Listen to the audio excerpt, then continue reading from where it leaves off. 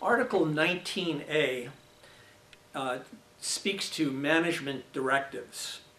And this is the article that basically calls the administration to send any directives affecting the working conditions of bargaining unit members should be forwarded to the union to meet and confer on the impact of those new directives.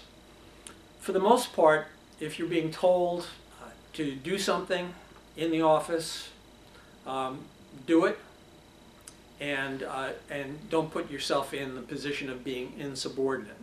However, if you feel that there's a serious question about what you're being directed to do, speak with your union steward and also contact your union president to talk about the issue and see whether or not there are any risks for non-compliance. But generally speaking, you want to follow the orders of your administration. They are ultimately responsible for those directives, and your union president will make sure that they are held responsible for those directives.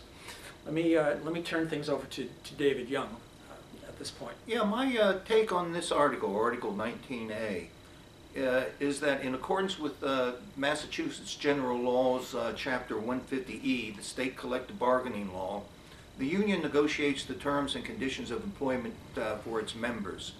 These terms and conditions of employment are memorialized in the collective bargaining agreement.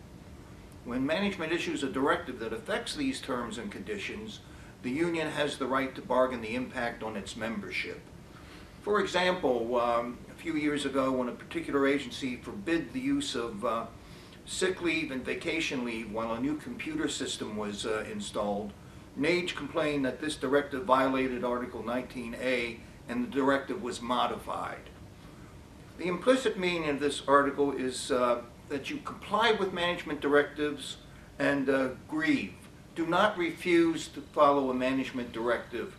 That would be insubordination and put you in a very defensive position subject to disciplinary action.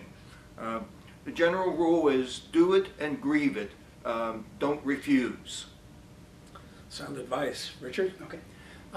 As David said, the general rule is comply and grieve. If management gives you a directive that you have questions about, you're in a much better position if you do what you're asked, then contact your steward and perhaps your union president to find out if a grievance should be filed or if the union should be filing a demand to bargain the impact over whatever this management directive is. But you're in a much better position if you do what you're asked and then grieve it later. Otherwise, you could be in trouble, as David indicated, for being insubordinate. That's not a place you want to be. Thank you. Thank you.